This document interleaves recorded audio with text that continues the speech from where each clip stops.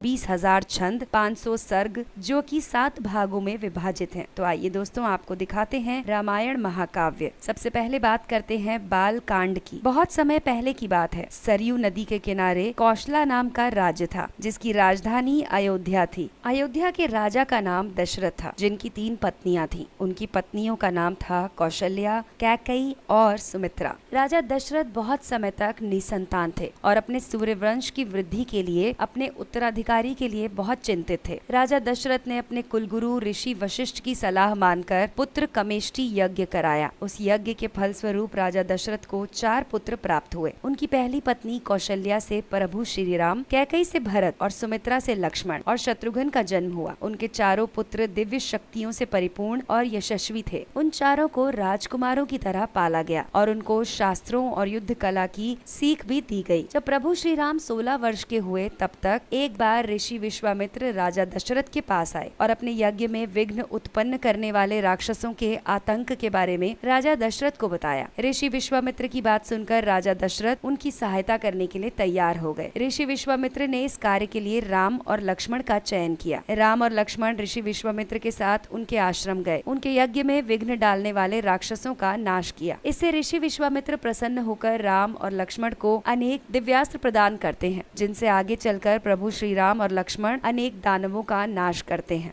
दूसरी तरफ मिथिला नरेश थे, जो कि निसंतान थे। संतान प्राप्ति के लिए वो बहुत चिंतित थे। उन्हें एक गहरे कुंड में एक बच्ची मिली। तब राजा जनक की खुशी का ठिकाना न रहा। राजा जनक उस बच्ची को भगवान का वरदान मानकर अपने महल में ले गए। उन्होंने उसका नाम सीता रखा। राजा जनक अपनी पुत्री सीता को बहुत अधिक प्रेम करते थे। सीता धीरे धीरे बड़ी हुई। सीता गुण और अद्वितीय सुंदरता से परिपूर्ण थी। जब सीता विवाह योग्य हुई, तब राजा जनक अपने प्रिय पुत्री सीता के लिए उनका स्वयंवर करने लगे। राजा जनक ने सीता के स्वयंवर में शिव का धनुष उठाने का और उस पर प्रत्यंचा चढ़ाने की शर्त रखी। सीता के गुण और सुंदरता की चर्चा पहले ही चारों तरफ फैल चुकी थी। सीता के स्वयंवर की बात सुनकर राजा सीता स्वयंवर में भाग लेने के लिए आने लगे। ऋषि विश्वामित्र भी राम और लक्ष्मण के साथ सीता स्वयंवर में पहुंचे। जब सीता से शादी करने की इच्छा लिए दूर दूर के राजा महाराजा स्वयंवर में एकत्रित हुए, तो स्वयंवर आरंभ हुआ। सारे राजाओं ने शिव धनुष उठाने की कोशिश की, लेकिन उठा नहीं पाए। तब ये देखकर राजा जनक बहुत चिंतित हो गए। तब उन्होंने ऋषि विश्वामित्र से कहा कि वो उनकी चिंता को दूर करें, और ऋषि विश्वामित्र ने अपने शिष्य राम से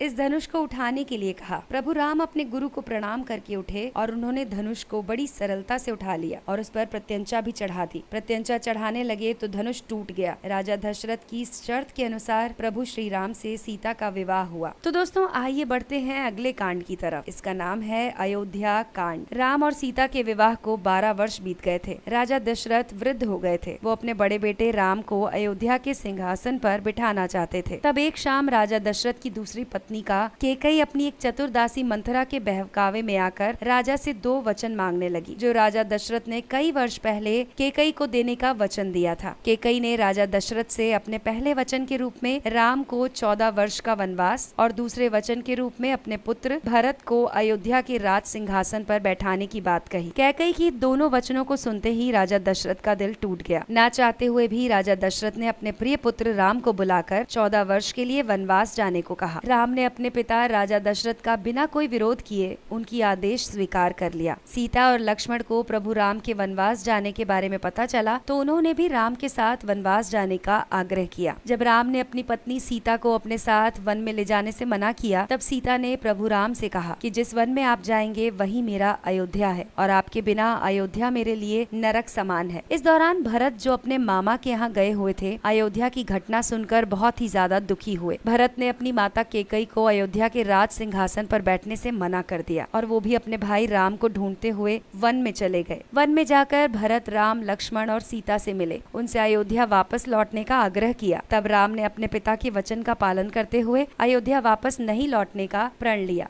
और तब भरत ने भगवान राम की चरण पादुका अपने साथ अयोध्या वापस लेकर उन्हें ही राज सिंहासन पर रख दिया।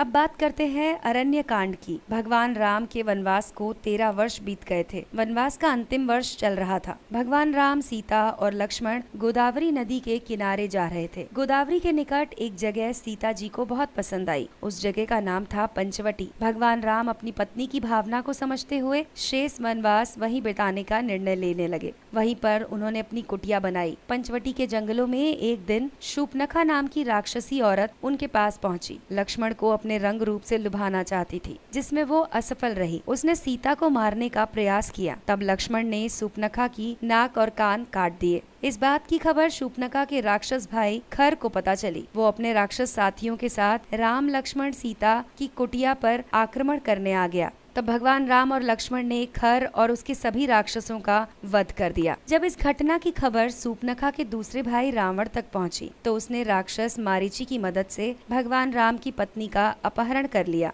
जब रावण सीता को बलपूर्वक अपने पुष्पक विमान में ले जा रहा था, तो जटायु नाम का गिद्ध उन्हें रोकने की कोशिश करने लगा। जटायु ने माता सीता की रक्षा करने का बहुत प्रयास किया, जिसमें वो प्राण घातक रूप से घायल हो गया। रावण सीता को अपने पुष्पक विमान से उड़ाकर लंका ले गया और राक्षसियों की कड़ी सुरक्षा में लंका के अशोक वाटिका में डाल दिया। फिर रावण ने माता सीता के सामने उनसे विवाह करने की इच्छा प्रकट की, लेकिन माता सीता अपने पति भगवान राम के प्रति समर्पित होने के कारण विवाह के कारण मना कर दिया। इधर भगवान राम और लक्ष्मण माता सीता के अपहरण के बाद उनकी खोज करने लगे। उनकी खोज करते करते वो मिले जटायु से। जटायु ने उन्हें बताया कि लंकापति रावण सीता माता को उठाकर ले गया है। भगवान राम और लक्ष्मण जब माता सीता की खोज कर रहे थे, तब उनकी मुलाकात राक्षस कबंध और परम तेजस्वी साध्वी शबरी से हुई। उन दोनों ने उन्हें सुग्रीव और हनुमान तक पहुंचाया और सुग्रीव से मित्रता करने का सुझाव दिया। आइए बढ़ते हैं किष्किंधा कांड की तरफ। दोस्तों, रामायण में किष्किंधा कांड वानरों के गढ़ पर आधारित है। भगवान राम वहां पर अपने सबसे बड़े भक्त हनुमान से मिले। महाबली हनुमान वानरों में से सबसे महान नायक और सुग्रीव के पक्षपाती थे।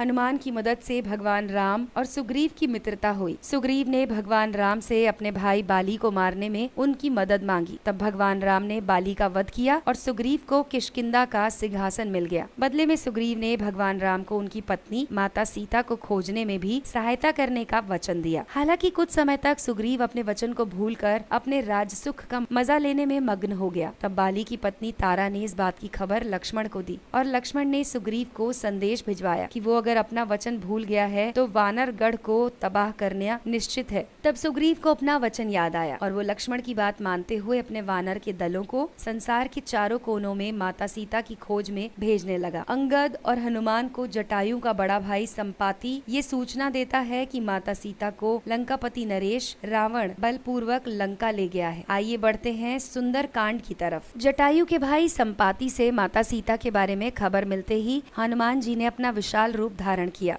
और विशाल समुद्र को पार कर लंका पहुंच गया। हनुमान जी लंका पहुंचकर वहां माता सीता की खोज में लग गए। बहुत खोजने के बाद हनुमान को सीता अशोक वाटिका में मिली, जहां पर रावण के बहुत सारी राक्षसी दासियां माता सीता को रावण से विवाह करने के लिए बाध्य कर रही थी। सभी राक्षसी दासियों के चले जाने के बाद हनुमान माता सीता तक पहुँचे और उनको भगवान राम की अंगूठी देकर अपने राम भक्त होने की पहचान कराई। हनुमान जी ने माता सीता को भगवान राम के पास ले जाने को कहा, लेकिन माता सीता ने यह कहकर इनकार कर दिया कि भगवान राम के अलावा वो किसी और के साथ नहीं जाएंगी। माता सीता ने कहा कि प्रभु राम उन्हें खुद लेने आएंगे और अपने अपमान का बदला लेंगे। हनुमान जी माता सीता से आज्ञा लेकर अशोक वाटिका में पेड़ों को उखाड़ना और तबाह करना शुरू कर देते हैं। इसी बीच हनुमान जी रावण के पुत्र अक्षय कुमार का भी वध कर देते हैं। रावण का दूसरा पुत्र मेघनाद हनुमान जी को बंदी बनाकर रावण के समक्ष हाजिर करता है। हनुमान जी रावण के दरबार में रावण के समक्ष राम की पत्नी सीता को छोड़ने के लिए रावण को समझाते हैं। रावण क्रोधित होकर हनुमान जी की पूंछ में आग लगाने का आदेश देता है। हनुमान जी की पूंछ में आग लगते ही वो उछलते हुए महल से दूसरे महल, एक छत से दूसरी छत पर जाकर पूरी लंका नगरी में आग लगा देते हैं और वापस विशाल रूप धारण कर किष्किंधा पहुंच जाते हैं। वहां पहुंचकर हनुमान जी भगवान राम राम और लक्ष्मण को माता सीता की सारी सूचना देते हैं। इसके बाद है दोस्तों लंका कांड, जो कि युद्ध कांड के नाम से भी जाना जाता है। भगवान राम की सेना और रावण की सेना के बीच युद्ध को दर्शाया गया है। भगवान राम को जब अपनी पत्नी माता सीता की सूचना हनुमान से प्राप्त होती है, तब भगवान राम और लक्ष्मण अपने साथियों के साथ दक्षिणी समुद्र के किनारे पहुंचते हैं। भगवान राम की मुलाकात रावण के भेदी भाई विभीषण से होती है, जो रावण और लंका की पूरी जानकारी भगवान राम को देता है। नल और नील नामक 2 वानरों की सहायता से पूरा वानर दल मिलकर समुद्र को पार करने के लिए राम सेतु का निर्माण करते हैं, ताकि भगवान राम और उनकी वानर सेना लंका तक पहुंच सके। लंका पहुंचने के बाद भगवान राम और लंकापति रावण का भीषण युद्ध होता है, जिसमें भगवान राम रावण का वध कर देते हैं। इसके बाद प्रभु राम ने विभीषण को लंका का सिंहासन दिया। भगवान राम माता सीता से मिलने पर उन्हें अपनी पवित्रता सिद्ध करने के लिए अग्नि परीक्षा से गुजरने को कहते हैं, क्योंकि प्रभु राम माता सीता की पवित्रता के लिए फैली अफवाहों को गलत साबित करना चाहते हैं। जब माता सीता अग्नि में प्रवेश करती हैं, तो उन्हें कोई नुकसान नहीं होता। अब भगवान राम, माता सीता और लक्ष्मण वनवास की अवधि समाप्त कर अयोध्या लौट जाते हैं। अयोध्या में बड़े ही हर्षोल्लास के साथ भगवान राम का राज्याभिषेक होता है। इस तरह से राम राज्य की शुरुआत होती है। आइए बढ़ते हैं उत्तरकांड की तरफ। दोस्तों, उत्तरकांड महर्षि वाल्मीकि की वास्तविक कहानी का अंश माना जाता है। इस कांड में भगवान राम के राजा बनने के बाद भगवान राम अपनी पत्नी माता सीता के साथ सुखद जीवन व्यतीत करते हैं। कुछ समय के बाद माता सीता गर्भवती हो जाती हैं। जब अयोध्या के वासियों को माता सीता की अग्नि परीक्षा की खबर मिलती है, तो आम जनता और प्रजा के दबाव में आकर भगवान राम अपनी पत्नी सीता को वन भेज देते हैं। वन में महर्षि वाल्मीकि माता सीता को अपने आश्रम में आश्रय देते हैं और वहीं पर माता सीता भगवान राम के 2 जुड़वा पुत्र लव और कुश को जन्म देती हैं। लव और कुश महर्षि वाल्मीकि के शिष्य बन जाते हैं, उनसे शिक्षा ग्रहण करते हैं। महर्षि वाल्मीकि ने रामायण की रचना की, लव कुश को इसका ज्ञान दिया। बाद में भगवान राम अश्वमेध यज्ञ का आयोजन करते हैं, जिसमें महर्षि वाल्मीकि लव और कुश के साथ जाते हैं।